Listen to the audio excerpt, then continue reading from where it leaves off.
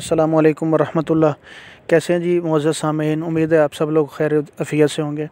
सबसे पहले गुजारिश करता चलूँ कि अगर आपको मेरी किसी भी बात से इख्तलाफ हो तो आपको मुकम्मल हक़ है इख्तलाफ करने का। आप अपनी राय भी दें, इख्तलाफ भी करें। जो कि इल्म है वो दूसरों के साथ शेयर करने से ही बढ़ता है। मेरी जहाँ पे कोई गलती हो आप काइंडली तसीह फरमा दिया करें। आज जो टॉपिक है वो ये है कि एक जो बकरी होती है उसको हमने क्रॉस से पहले किस तरह प्रिपेयर करना है, किस तरह उसको रेडी करना है, किस तरह उसको तैयार करना है कि वो उस तैयारी के बाद उसको क्रॉस करवाना है। सबसे पहला अमल, जब आपने जानवर ख़रीद लिया एक, तो आप उसकी हीट का इंतज़ार करें कि जानवर हीट में आए। 2-4 दिन में, 5 दिन में, हद से ज़्यादा 20 दिन के बाद जानवर हीट करेगा।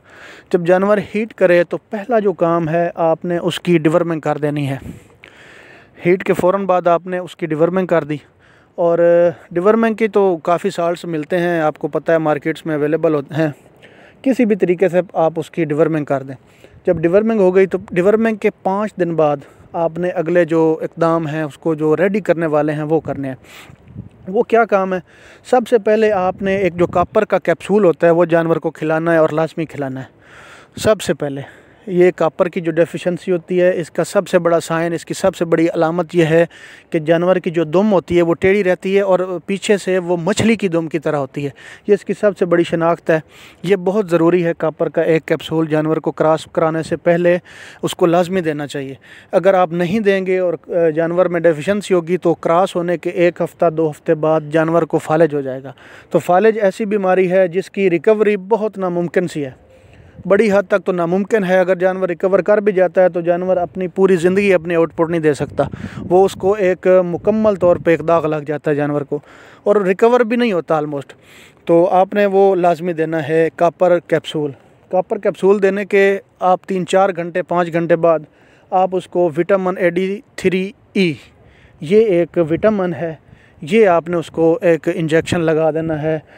ये आप किसी भी उसके वज़न के हिसाब से आप देखें, इसकी ज़्यादती कमी इतना मैंने तो नहीं रखती, लेकिन उसके ऊपर डोजेज लिखी होती है। ये आप जब लगाएंगे तो 100 दिन के लिए ये जानवर के लिए काफ़ी है। जब आप एक दफ़ा इसको लगा देंगे तो 100 दिन के लिए इन विटामिन की जानवर के जिस्म के अंदर कमी नहीं होगी। 100 दिन का इसका ये जो दौरानिया होता है। 100 दिन के बाद आप फिर लगाएं। उसके बाद आपने जानवर को क्रॉस करवाना है। क्रॉस किस तरह करवाना है कि आपने 15 दिन कॉपर का कैप्सूल दे दिया, उसके बाद आपने इसको AD3E का इंजेक्शन लगा दिया। उसके बाद 15 दिन जानवर को आपने अच्छी खुराक पे ले आना है।